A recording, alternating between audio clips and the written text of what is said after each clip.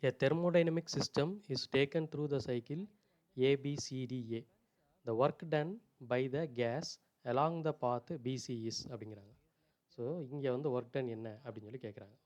இப்போ first thermodynamic process அப்படின்னா இந்த மாதிரி ஒரு சிலிண்டர் இருக்கும். இந்த சிலிண்டருக்கு மேலே ஒரு பிஸ்டன் இருக்கும், like this.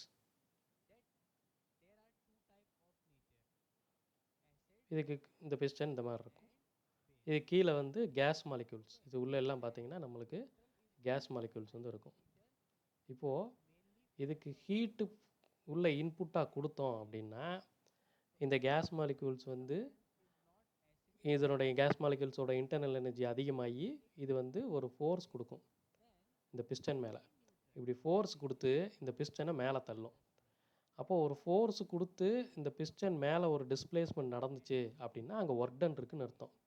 So work done W is equal to force into டிஸ்பிளேஸ்மெண்ட்டுன்னு சொல்லி நம்ம ஒர்க் எனர்ஜி பவரில் படிச்சிருப்போம்.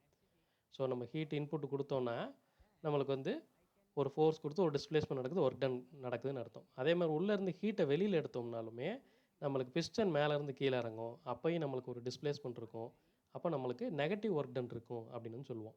இப்போ இது ரெண்டுலேயுமே பார்த்தீங்கன்னா வால்யூம் வந்து சேஞ்ச் ஆகுது. ஒன்று வால்யூம் இன்க்ரீஸ் ஆகுது அல்லது வால்யூம் டிக்ரீஸ் ஆகுது. ஸோ ஏதாவது வால்யூமில் சேஞ்ச் இருந்தாலே அங்கே வந்து ஒர்க் டன் இருக்குதுன்னு அர்த்தம். ஓகே, இப்போ இந்த கொஷினை பொறுத்த மட்டும் graph between pressure and volume. இப்போ பிசி ப்ராசஸில் என்ன ஒர்க் டன் கேட்குறான். பிசி ப்ராசஸில் எனக்கு வால்யூம் கான்ஸ்டன்ட் தான், 400 சென்டிமீட்டர் கியூப் தான் கடைசி வரைக்கும் இருக்குது, B to C வரைக்கும். அப்போ இங்கே வால்யூம் கான்ஸ்டன்ட்டுங்கிற பொழுது there is no work done. So here work done is 0 அப்படின்னு சொல்கிறோம்.